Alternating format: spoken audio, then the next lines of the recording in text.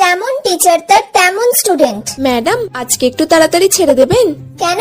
আমার বাড়িতে আজকে আমার পিসিরা এসছে আর ভাই বোনেরাও এসছে, ওদের সাথে একটু খেলা করব। তুই আমাকে আজকে একটু আগে বলতে পারলি না? আমি বাড়িতে কতগুলো কাজ ফেলে এলাম, আমার কতগুলো রিলস বাকি ছিল, সেগুলো সব ছেড়ে দিয়ে আমি এখানে পড়াতে চলে এলাম তোকে তাড়াতাড়ি করে। তুই তো আমাকে আগে বলতে পারতিস, তাহলে তো আজকে আমি পড়াতেই আসতাম না। আজকে 1 ঘন্টা পড়িয়ে ছেড়ে দেবেন? না না, 1 ঘন্টা করতে হবে না, তুই ওটা 30 মিনিট করে ফেল। না 1 ঘন্টা কর না, 30 মিনিটই কর না। আচ্ছা ঠিক আছে তাই। আচ্ছা ম্যাডাম তাহলে আজকে আমি একটা গল্প বলি।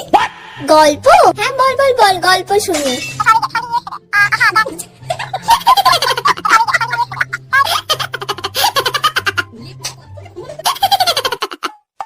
ব্যাস আজকে টাইম হয়ে গেছে, তাহলে আজকে আমি আসছি, কালকে আসবো, কালকে এসে আবার ভালো করে পড়বো। কাল থেকে কিন্তু আর এরকম গল্প করলে একদম চলবে না, এবার থেকে ভালো করে পড়াশোনা করতে হবে। হ্যাঁ ম্যাম, এবার থেকে আমি সিরিয়াস ভাবে পড়বো। যদি তুই পড়তে না চাস তখন আমরা গল্পই করবো 2 ঘন্টা, ঠিক আছে? ঠিক আছে।